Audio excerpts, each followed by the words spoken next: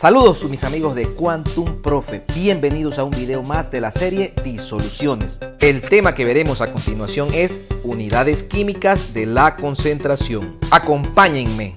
Como habíamos visto en un video anterior que está saliendo aquí en la tarjeta de recomendación, existen unidades físicas y químicas para medir la concentración. Hoy resolverás ejercicios utilizando unidades químicas de molaridad, molaridad, normalidad y fracción molar. Veamos el primer ejemplo. Este nos dice que se tiene una disolución limpiadora de potasa que posee un volumen de 500 mililitros. Esta disolución contiene 25 gramos de hidróxido de sodio disueltos en agua. Muy importante, algunos ejercicios no presentan cuál es el disolvente. Por lo tanto, en estos casos debes asumir que es agua. Recuerda que el agua es el compuesto que más sustancias puede disolver, es decir, es el disolvente universal. Ahora sí desarrollemos el ejemplo. En la primera parte nos pide que encontremos la concentración en molaridad. Lo primero que tenemos que hacer es identificar muy bien los datos. Como dice el ejemplo, se tienen 25 gramos de hidróxido de sodio. Es muy importante escribir al lado a cuál de los componentes de la disolución corresponde el NaOH. En este caso corresponde al soluto porque es el que se encuentra en menor cantidad. También se presenta el volumen total de la disolución, que son 500 mililitros. Otro dato que se presenta es la densidad, que es importante recalcar que pertenece a la disolución como dice la redacción.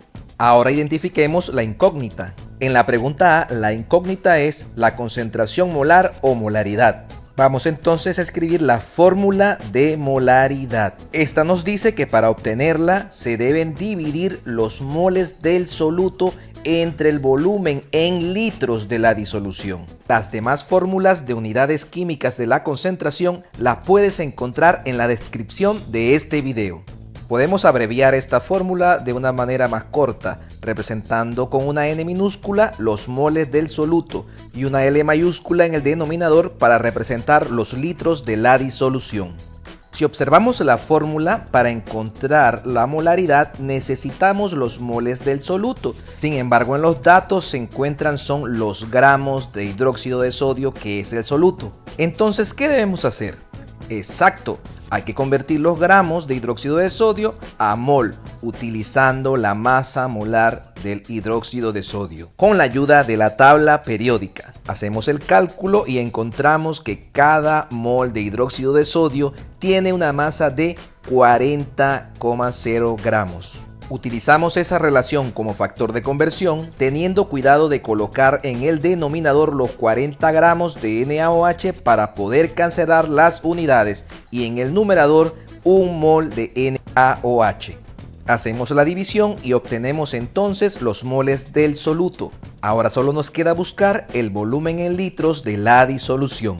Observamos que en los datos se encuentra el volumen de la disolución, pero en mililitros. Así que debemos convertir ese volumen a litros, utilizando el factor de conversión, que en un litro hay 1000 mililitros. Hacemos la operación y obtenemos el volumen en litros de la disolución. Teniendo entonces los moles del soluto y los litros de la disolución, podemos encontrar finalmente la molaridad.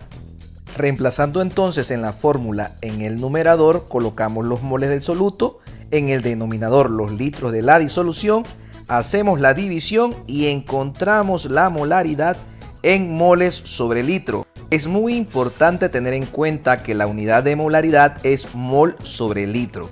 Sin embargo, esta unidad muchas veces se abrevia con una sola letra, que es M mayúscula. Importante la mayúscula. Esta respuesta significa que un litro de esta disolución limpiadora tiene disueltos 1,25 moles de hidróxido de sodio. Veamos ahora cómo se calcula la molaridad con estos datos. Siguiendo las recomendaciones anteriores, identificamos los datos, identificamos la incógnita, que en este caso es la concentración molal o molaridad. Escribimos la fórmula de molaridad, teniendo en cuenta que a diferencia de la molaridad, Esta se representa con una M minúscula. Vemos en la fórmula que para calcular la molalidad se necesitan los moles de soluto dividido entre los kilogramos de disolvente. Cuidado allí, no es de disolución sino de disolvente. También podemos escribir una fórmula más abreviada para la molalidad. Observamos en la fórmula de molalidad que se necesitan los moles del soluto.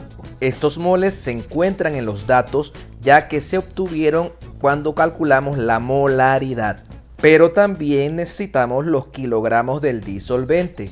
En los datos solo se encuentran los gramos del soluto y los mililitros de disolución.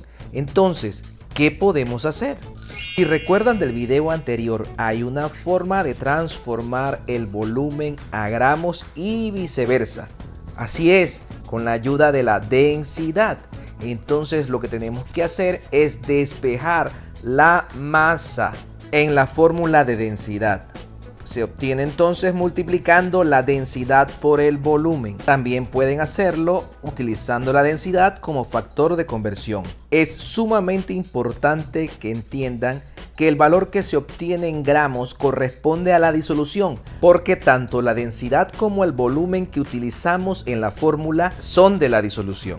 Así que lo que tenemos que hacer es restar los 550 gramos de disolución menos los 25 gramos de soluto para obtener los gramos del disolvente. Pero debemos transformar estos gramos de disolvente a kilogramos porque la fórmula así lo indica. Así que lo que tenemos que hacer es utilizar el factor de conversión. 1 kilogramo tiene 1000 gramos. Ya con los moles del soluto y los kilogramos del disolvente, finalmente se puede calcular la molalidad. Así que solo basta reemplazar en la fórmula y así obtener el valor de la molalidad, cuyas unidades son mol sobre kilogramos o simplemente M minúscula. Hagamos una pausa en el ejemplo 1 y pasemos al ejemplo 2 para ver con más detalle la normalidad. En este ejemplo nos piden cuál es la normalidad cuando se disuelven 3,25 gramos de hidróxido de bario en 250 mililitros de disolución. Si observamos la fórmula de normalidad, esta dice que se necesitan los equivalentes gramos del soluto y los litros de la disolución. ¿Pero qué es esto de los equivalentes gramos y cómo se calculan? Para ello tenemos que conocer primero qué son los equivalentes mol. Los equivalentes mol son la cantidad de cargas positivas o negativas que hay en un mol de un compuesto. Por ejemplo, el cloruro de sodio tiene una parte positiva y una parte negativa. Sabemos que la carga negativa del cloruro es -1 y la carga positiva del sodio debe ser +1 para poder neutralizar y que el compuesto tenga carga 0. Con solo conocer la carga negativa del cloruro, que es -1, podemos decir que el cloruro de sodio tiene un equivalente por cada mol. En otras palabras, un mol de cloruro de sodio tiene un equivalente. Podemos usar esta misma analogía para el óxido de calcio. El oxígeno con carga -2 significa que este compuesto tiene 2 equivalentes por cada mol. En los compuestos que tienen hidróxido, cada hidróxido me da la cantidad de equivalentes por mol de ese compuesto. Y en los ácidos me puedo guiar por la cantidad de hidrógenos ácidos para determinar cuántos equivalentes tiene. En el ácido fosfórico tiene 3 equivalentes por mol porque tiene 3 hidrógenos ácidos. En las reacciones de óxido-reducción, los equivalentes por mol se determinan por la cantidad de electrones que se transfieren. Por ejemplo, cuando el manganeso pasa de +2 a +7, se han transferido 5 electrones. El hidróxido de bario, al poseer 2 moles de iones hidróxido, entonces tiene 2 equivalentes por cada mol de hidróxido de bario. Sin embargo, en el ejemplo 2 no presenta un mol, sino 3,25 gramos. Así que lo primero que tenemos que hacer es conocer cuántos moles hay en esos 3,25 gramos. Con la ayuda de la masa molar del hidróxido de bario obtenemos entonces los moles. Como habíamos dicho, el hidróxido de bario tiene 2 equivalentes por cada mol. Si se tienen menos mol, entonces hay que utilizar los 2 equivalentes por mol como factor de conversión. Colocamos un mol abajo para poder cancelar y 2 equivalentes arriba, y así obtenemos los equivalentes gramos en este caso específico. Calculamos entonces la normalidad colocando los equivalentes gramos en el numerador y los 250 mililitros de disolución, pero transformados en litros, en el denominador. Y así obtenemos la normalidad en unidades de equivalente sobre litros o N mayúscula. Y ahora volvamos al ejemplo 1 y calculemos la normalidad.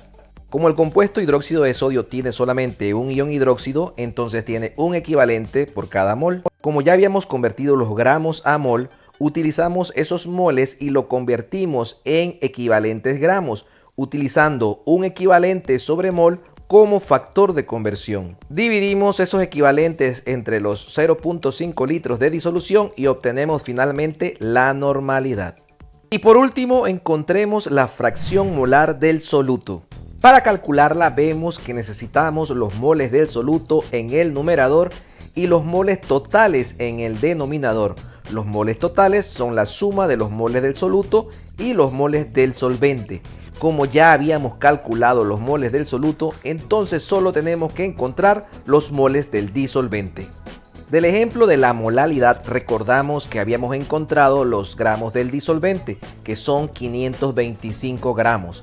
Eso lo convertimos en moles utilizando la masa molar del disolvente. ¿Cuál era el disolvente? ¿Recuerdan?